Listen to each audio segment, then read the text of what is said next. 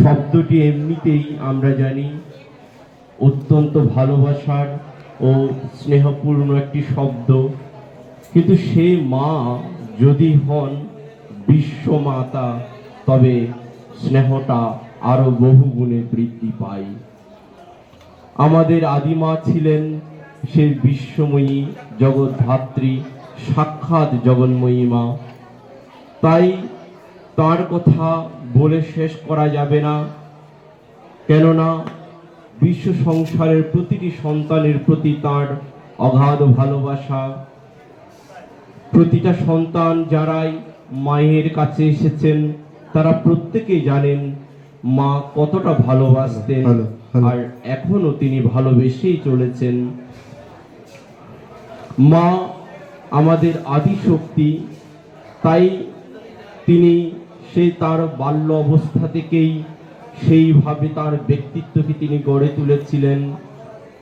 এই ব্রহ্মগুরু ধাম ইচ্ছাময়ী মাতৃ আশ্রম যে প্রতিষ্ঠার পিছনে বহু করুণ ইতিহাস আমরা জানতে পারি। কোনো মহৎ কর্ম আমরা জানি যে একদিনে বা খুব সহজে হয় না। মা বিশ্বকে যে এইখান থেকে তার স্নেহ এবং ভালোবাসা ছড়াবেন, তাই জায়গাটি প্রতিষ্ঠা করতে এবং এটিকে তার জায়গায় বর্তমান নিয়ে আসতে মাকে অনেক কষ্ট করতে হয়েছিল।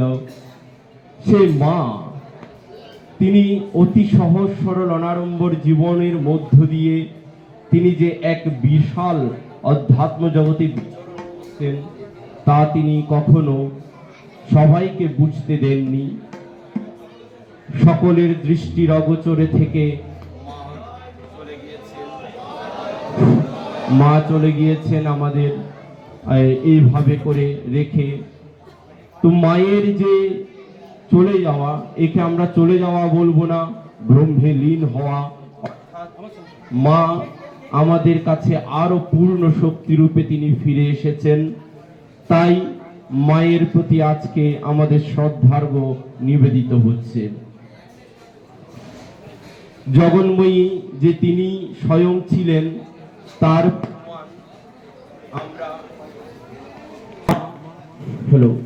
যে জগন্ময়ী ছিলেন তার প্রমাণ অনেক ভক্ত সমাজ ইতিমধ্যেই পেয়েছেন। আমরা গতকালের আলোচনায়ও সেই কথা বলা হয়েছিল, আজকে পুনরায় স্মরণ করছি এই শ্রদ্ধার্ঘ দিবসে। মা যখন চলে যাবেন তার ঠিক পূর্বেই, যখন অসুস্থ হবে তার পূর্বেই আপনারা অনেকেই জানেন যে আমাদের রুমা মামুনি যিনি, তাকে তিনি স্বপ্নে তিনি আদেশ করেছিলেন। মামুনি দেখতে পেলেন যে মা গেটের সামনে দাঁড়িয়ে আছেন গেরুয়া পরিধান করে। তখন তিনি জিজ্ঞেস করলেন, মা তুমি কোথায় যাবে? তখন বললেন যে আমি একটু যাচ্ছি। এতে মামুনি বুঝতে পারলেন না। তিনি জিজ্ঞেস করলেন যে তুমি যে মা যাচ্ছ, বাবাকে বলেছো? তুমি একটু দাঁড়াও, আমি বাবাকে জানিয়ে আসছি। যেই বাবাকে জানাতে আসছেন সেই মা অন্তর্ধান হয়ে গেলেন, চলে গেলেন। অর্থাৎ মা আগাম ইঙ্গিত করে গিয়েছিলেন যে আমি চলে যাচ্ছি। এরপর পরই মা অসুস্থ হয়ে পড়েছিলেন। সবকিছু মা পূর্ব নির্ধারণ করে রেখেছিলেন, স্বাভাবিক কোনো ছেড়ে চলে যাওয়া নয়। মা সবকিছু জেনে শুনে তার সন্তানগণ যারা তাদেরকে একেবারে বুঝিয়ে দিয়ে তিনি গিয়েছিলেন। এছাড়া যখন আমরা মা চিকিৎসাধীন অবস্থায় ছিলেন তখনও কিন্তু মায়ের যে পূর্ণ কুটস্থের মনোযোগ তা সম্পূর্ণরূপেই ছিল। এবং আমরা সে গীতার অষ্টম অধ্যায়ের যে অবস্থা, প্রয়াণকালে মনসা অচলেন ভক্তায়ুক্তযোগবলেন চৈব ভ্রুবর মধ্যে প্রাণমাবিশ্য সম্যক সতম পরমম পুরুষমুপৈতি দিব্যম। অর্থাৎ সেই ব্যক্তি তখন পরম গতি লাভ করেন যিনি প্রয়াণ কালে মনসা অচলেন, মনকে অচল অবস্থায় রেখে ভ্রুবর মধ্যে প্রাণমাবিশ্য সম্যক, ভ্রুযুগলের মধ্যস্থলে নিজের মনকে নিবেশিত করতে পারেন, তার সে চলে যাওয়াটাই হলো সার্থক চলে যাওয়া। সেই কথাই বলতে গিয়ে কবির দাস বলছিলেন, মরতে মরতে জগ মারা মরনা না জানে কোই, এসা মরনা কোই না মারা ফির মরনা না হই। জগতে মরতে মরতে সবাই চলে যাচ্ছে, কিন্তু কিভাবে মরতে হয় তাও জানে না। সেই মৃত্যু এমন মৃত্যু হবে যে মৃত্যুতে আর ফিরে আসা হবে না। পুনর্জন্ম ন বিদ্যতে, গীতার ভাষায় বলতে গেলে অব্রহ্ম ভুবনা লোকা পুনরাবর্তি নর্জুন মামু প্রত্যতু কৌন্তেয় পুনর্জন্ম ন বিদ্যতে। যদি কেহ সেই স্বর্গ থেকেও স্বর্গধামেও যান, সেখান থেকে তাকে পুনরায় আবর্তিত হয়ে ফিরে আসতে হয়। কিন্তু মামু পেত্যতু কৌন্তেয়, কিন্তু যে আমায় লাভ করেন অর্থাৎ ভগবৎ সত্তায় উপনীত হন, তার আর পুনর্জন্ম হয় না। মা সেভাবে করে তার দেহ ছেড়েছিলেন। এই বড় অদ্ভুত ঘটনা। মা সেই দিন সকালে আমাদের আশ্রমে চলে আসেন। 8টা থেকে প্রায় 9টা নাগাদ পর্যন্ত তিনি আশ্রমে দেহে অবস্থান করেছিলেন। ঠিক 9টা 7 মিনিটেই মা আস্তে আস্তে সবার সে মায়া ত্যাগ করে তার দেহকে পঞ্চভূতে বিলীন করে দিলেন, একেবারে ব্রহ্মে মিলেমিশে একাকার হয়ে গেলেন। এ বড় শুভক্ষণ, সন্ধিক্ষণ, উল্টো রথযাত্রার দিবস। এবং মা যে দিন সোমবারে আবির্ভূত হয়েছিলেন, সেই সোমবারেই মা পৃথিবী থেকে তিনি তার দেহ ছেড়ে চলে গিয়েছেন। সেই দিনটি ছিল 7ই নক্ষত্র এবং সেই মহা মহা অমৃত যোগ, 12 বেলা কাটিয়ে অমৃত যোগ নবমী তিথি। কেননা মা যে স্বয়ং নব দুর্গার স্বরূপ ছিলেন।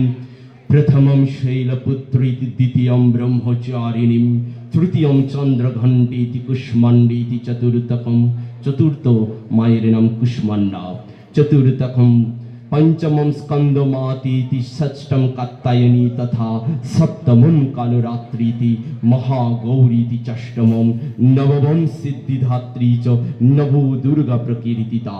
এই নব দুর্গা নামে তিনি কথিত ছিলেন। তাই তো তিনি নবমী তিথিতে গুপ্ত এই মহাসন্ধিক্ষণে তিনি তার চলে যাওয়ার পথ তিনি নির্দেশ করেছেন।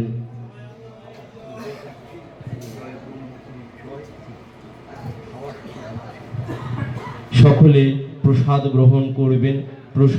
প্রসাদ আমাদের গ্রহণ পর্ব শুরু হয়ে গেছে।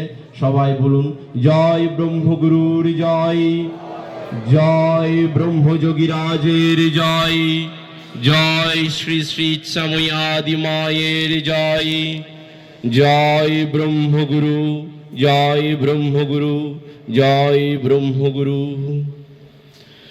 তাই মা ছিলেন আমাদের সাক্ষাৎ নবদুর্গা। তাই তো তিনি নবমী তিথিতেই তার দেহ রাখার সিদ্ধান্ত নিয়েছিলেন। এই যে নবমী তিথিতে উল্টো রথযাত্রার দিবস, মানেটা কি জানি আমরা? জগন্নাথ দেব রথযাত্রার দিনে তার মায়ের বাড়ি থেকে মাসির বাড়িতে আসেন। মাসির বাড়িতে এসে তিনি অসুস্থ হয়ে পড়েন। বৈদ্য ডেকে তাকে সুস্থ করে পুনরায় তিনি তার বাড়ি ফিরে যান। মাও একই রকম ভাবে পৃথিবীতে এসেছিলেন দেহরূপী রথে চড়ে। দেহরূপী রথে চড়ে এসে তিনি আমাদের নবদুর্গার স্বরূপ দেখিয়েছিলেন। নবদুর্গা যারা দেখেছেন, যারা সৌভাগ্য লাভ করেছেন, তারা জানেন। সে কথা আরো পরে হবে। তো এইভাবে করে মা তার দেহরূপী রথে করে এই ধরাধামে এসেছিলেন। এসে তিনি উল্টো রথযাত্রার দিবস, মানেটা কি? সেই অরিজিন অবস্থায় পৌঁছে গেলেন। অর্থাৎ জগন্নাথ দেব যে রূপ মা থেকে মাসির বাড়িতে এলেন।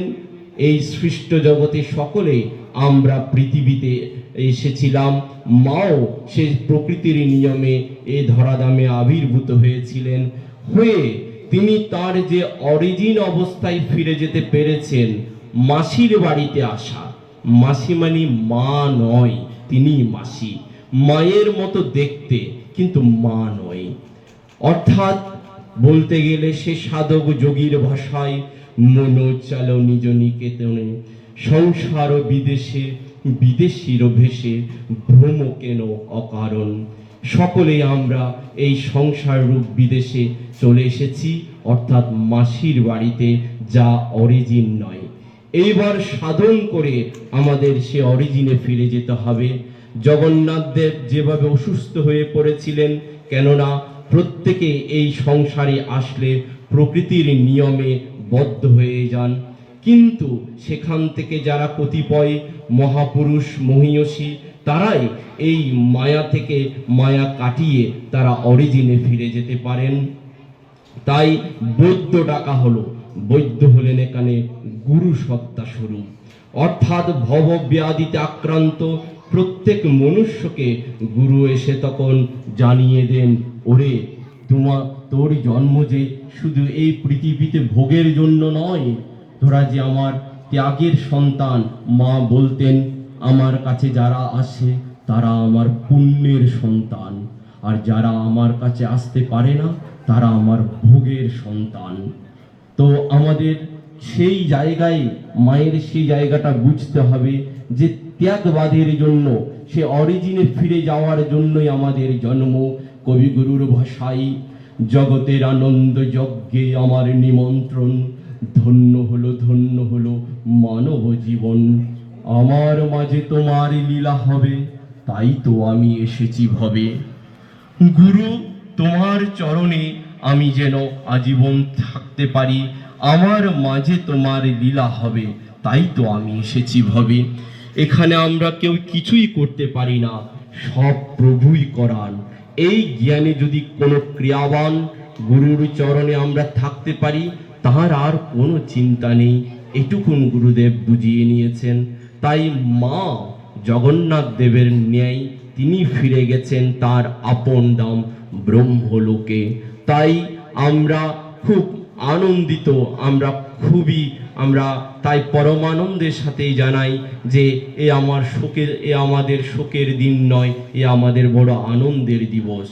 কিন্তু মা দেহে থাকা অবস্থায় সবাই আমরা বুঝতে পারিনি। যখন মা চলে গেলেন, ধীরে ধীরে সবাই তার নিজ নিজ লীলা দেখতে পাচ্ছেন। সেই আমাদের পাণ্ডুয়ারি একজন ভক্ত চক্রবর্তী মহাশয়, তিনি এসে তার মায়ের সে লীলা তিনি বর্ণনা করে গিয়েছিলেন।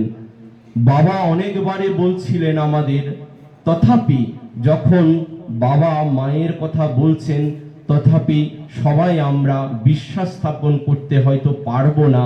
তাই মা স্বয়ং তাকে পাঠিয়ে দিলেন, যে মা কি রূপ তাকে দেখিয়েছিলেন সে কথা বোঝানোর জন্য।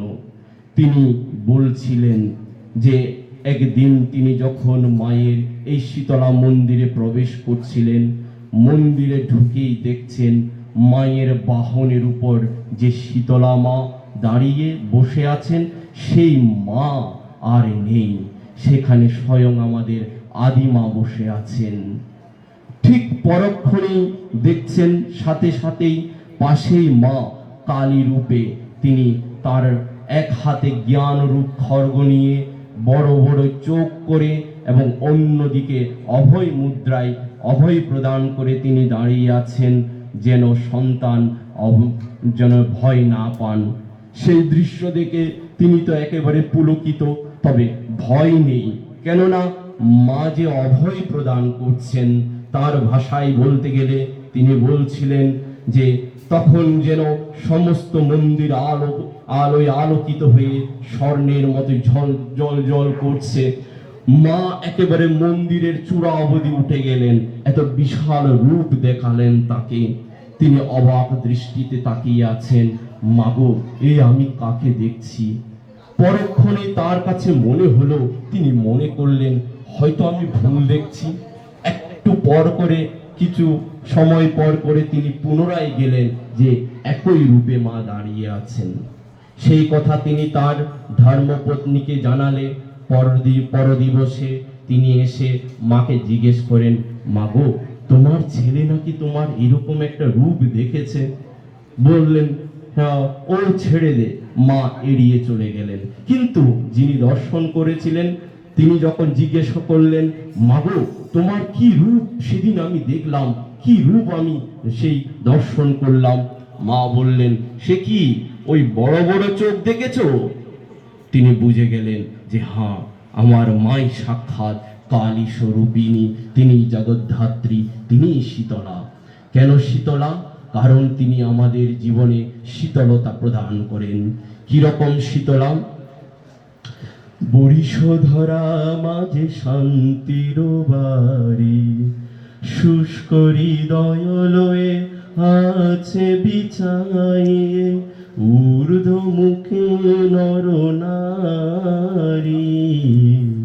বরিশধরা মাঝে শান্তির বাড়ি, যেখানে প্রতিটা মানুষের হৃদয় একেবারে শুকিয়ে মরুভূমি হয়ে গেছে, যেখানে কোনো ভালোবাসা নেই, প্রেম নেই, যেখানে কোনো আত্মসমর্পণ নেই, অমন পৃথিবীর বুকে মা ভালোবাসার খনি নিয়ে এসেছিলেন। অমৃত ঢেলে সমস্ত